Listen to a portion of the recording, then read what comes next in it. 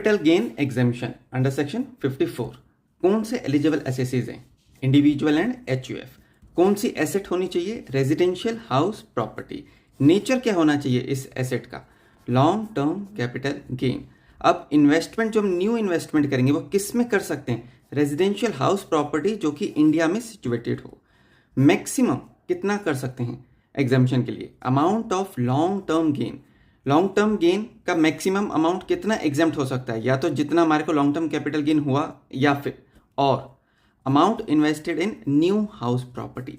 New house property important है, plus जो amount हमने डिपॉजिट कर दिया कैपिटल गेन अकाउंट स्कीम में। टाइम लिमिट क्या है? किस चीज की टाइम लिमिट? सबसे पहले इस इन्वेस्टमेंट की टाइम लिमिट देखते हैं। इफ परचेज, अगर परचेज का सिनेरियो है तो हमें टाइम लिमिट कैसे देखनी है?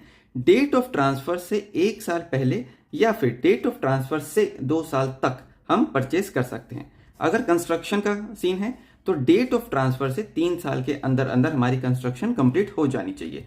अब जो ये अमाउंट हम डिपॉजिट कर रहे हैं कैपिटल गेन अकाउंट स्कीम में, वो कब तक हो जाना चाहिए? ऑन और before filing the due date of the income tax return. जब आप अपनी आरओआई फाइल कर रहे हैं उस दिन तक या फिर उससे पहले आपको कैपिटल गेन अकाउंट में डिपॉजिट कर देना है। एग्जाम्पशन विड्रॉल, ये विड्रॉल क्या होता है? हमारी एग्जाम्पशन वापस ले ली जाएगी कब? अगर अमाउंट इन्वेस्टेड जो हमने डिपॉजिट किया था कैपिटल गेन अकाउंट स्कीम में उसको यूटिलाइज नहीं करा in the prescribe time for the same purpose, या फिर जो न्यू हाउस हमने खरीदा था उसको हमने ट्रांसफर कर दिया 3 साल के अंदर अंदर, तो ये हमारी एग्जाम्पशन विड्रॉ हो जाएगी।